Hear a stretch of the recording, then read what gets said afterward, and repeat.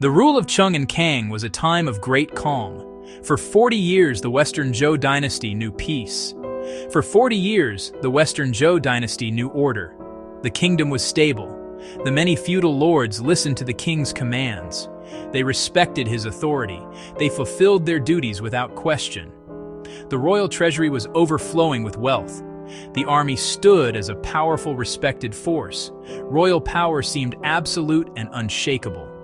It was a true golden age for the young dynasty, a period when everything worked as it was meant to, from the capital down to the smallest village. Then King Kang's son came to the throne. His name was King Zhao. Unlike his father and grandfather, Zhao had not experienced the struggles of building a kingdom. He was born into a world where peace was normal and the king's word was law. He faced no immediate crisis, no rebellion, and no foreign threat that demanded his attention. This long peace created a different kind of challenge. King Zhao felt a deep need to prove his own worth. He wanted to achieve his own glory and be remembered as a great conqueror. This desire for personal fame would become the turning point for the Western Zhou. The stability of the preceding decades had created a powerful and confident state. However, it had also produced a ruler who did not fully appreciate the foundations of that stability. He saw the state's immense resources not as something to protect, but as something to spend on a grand adventure. He looked for a stage where he could perform great deeds and win a name for himself that would echo through history. His ambition was not to defend his kingdom, but to expand it and leave his personal mark on the world. The golden age of Cheng and Kang was therefore balanced on a knife's edge. Its very success had fostered the conditions for its own undoing. A long peace had made the memory of war distant.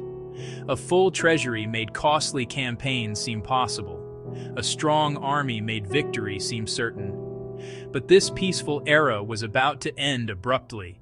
King Zhao, driven by a desire for a legacy built on military conquest, would lead the Western Zhou away from the path of stability.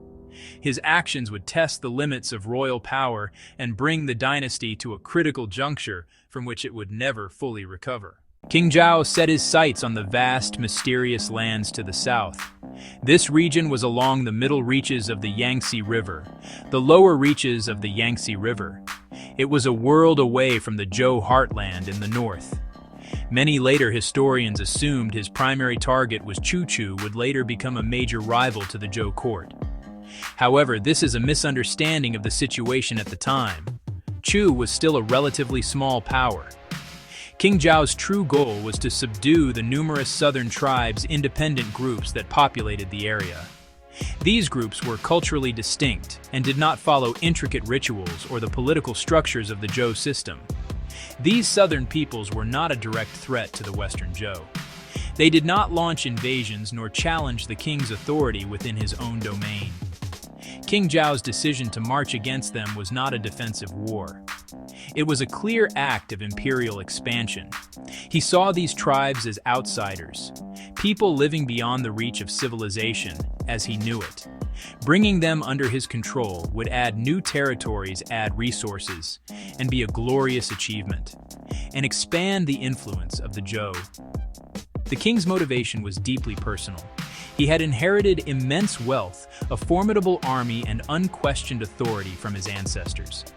The 6 armies were the core of the state's military power, a professional force that had secured the dynasty's dominance. King Zhao viewed these assets as tools for his own quest for glory. He wanted to be more than a caretaker king presiding over peace. He yearned for the military fame his predecessors had earned. He wanted his name tied to conquest, tied to triumph, not just quiet administration. This ambition was not rooted in strategic necessity for the state. The Southern campaign was a war of choice, driven by one man's desire to prove his greatness. It was a gamble. He was willing to risk the lives of his soldiers and the wealth of his kingdom for a chance at personal renown. He believed the strength of his army and the authority of his throne would overcome any obstacle. He saw the southern tribes as a simple conquest, an easy route to heroic status. This miscalculation would have fatal consequences. the first military expedition to the south. King Zhao led his forces into the unfamiliar lands beyond the northern plains. The campaign seemed to achieve its initial goals. The powerful Zhou army with its bronze weapons and war chariots overwhelmed some of the smaller southern groups. Several local chieftains submitted offering tribute acknowledging his overlordship. The army seized valuable spoils including precious metals and other resources which were brought back to the capital as proof of a successful venture. To the king, these early victories were a confirmation of his own strategic genius. This initial success, however, gave King Zhao a dangerous sense of false hope. It made him believe that the complete subjugation of the south would be a straightforward task. He overlooked the significant challenges that had emerged during the campaign. The southern landscape was entirely different from the Zhou heartland. It was a region of dense forests, wide rivers, and rugged hills. The Zhou army, accustomed to fighting on the open North China plain, struggled to navigate this difficult terrain. The soldiers were not prepared for the climate, the diseases, and the sheer difficulty of moving through the wilderness. Furthermore, the campaign revealed serious logistical problems. The supply lines stretching back to the Zhou capital were incredibly long. Keeping a large army fed and equipped so far from home was a monumental undertaking. Soldiers grew weary from the constant marching and the unfamiliar environment. The farther they pushed south, the more tenuous their connection to their home base became. These were clear warning signs that the expedition was stretching the limits of the Zhou military machine. The army was operating at the very edge of its capacity, far from its sources of strength. Despite these growing difficulties, King Zhao saw only what he wanted to see. He interpreted the limited submissions and captured booty as a sign of overwhelming victory. The hardships faced by his troops were dismissed as minor obstacles on the path to glory. The first campaign did not teach him caution. Instead, it fueled his ambition. He became convinced that an even larger and more decisive campaign would bring the entire region under his heel. Blinded by his initial gains, he began preparing for a second, more ambitious expedition, ignoring the clear signals that his southern gamble was far riskier than he imagined. King Zhao launched a second, much larger campaign. He led the core of the royal army, the formidable 6 armies moving deeper into the southern territories. He aimed to push all the way to the Han River, a major waterway, gateway to the heart of the Yangtze region. The king believed a decisive victory here would shatter southern resistance once and for all. His confidence was high, but he was steering his men toward a catastrophe that would shake the Western Zhou. This expedition was not just another march, it would lead to an unprecedented disaster. The campaign began to fall apart. The same problems from the first expedition returned, magnified. The terrain grew even more difficult, and the weather turned against them. Logistics to support such a large force so far from home collapsed. Food shortages became critical. Soldiers, already exhausted from the long march, grew weak from hunger and from sickness. Morale plummeted as the promised victory failed to materialize, replaced by a grim struggle for survival in hostile lands. The collapse was swift and total. The great Zhou army, pride of the kingdom, was effectively broken near the Han River. It was not a single battle, but a combination of exhaustion, starvation, and relentless pressure from fighting in an unforgiving environment. We lack detailed records of the fighting, but the outcome was clear: a massive loss of life. The 6 armies, the central pillar of Zhou military power, were decimated. This was more than a military defeat. It was national trauma, catastrophic loss of the state's best soldiers. News of the disaster sent shockwaves back to the capital. The king had not only failed his goal, he had squandered the dynasty's most critical military asset. The loss of the 6 armies dealt a devastating blow to state security and prestige. For the first time, the image of the invincible Zhou king was shattered.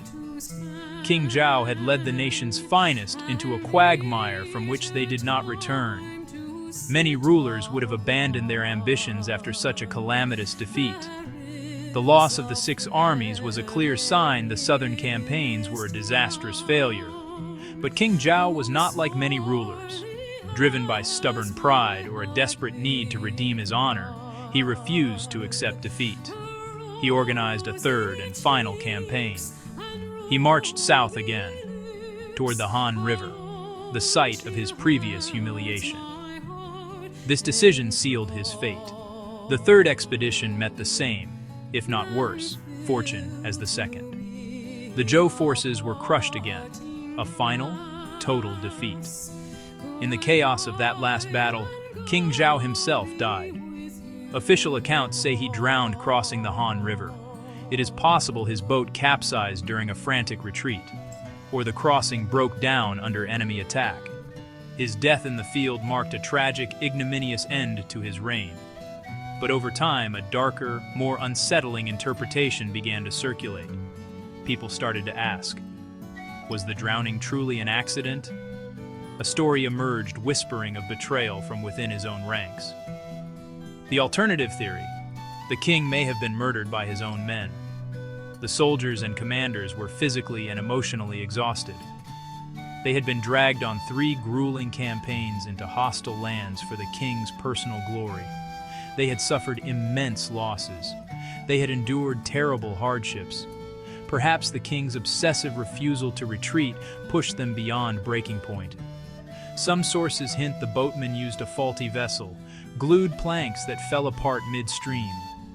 It shows a deep fracture between king and army, a collapse of loyalty and respect. The southern campaigns ended in complete failure. The cost was astronomical. The king was dead. The elite royal army was destroyed. The prestige of the Zhou monarchy was severely damaged. Some southern tribes later paid tribute, a minor gain against monumental losses. The golden age of Cheng and Kang was officially over, not ended by external threat or internal decay, but by flawed ambition and the wrong war. King Zhao's southern gamble marked the moment the Western Zhou tipped from peak into a long, irreversible decline. The rule of Cheng and Kang ended in a river, not because the state was weak, but because wrong ambition met the wrong war.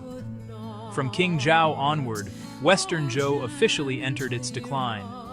Most deadly of all, the powers of the Yangtze region no longer saw Zhou as a protector, but as an enemy.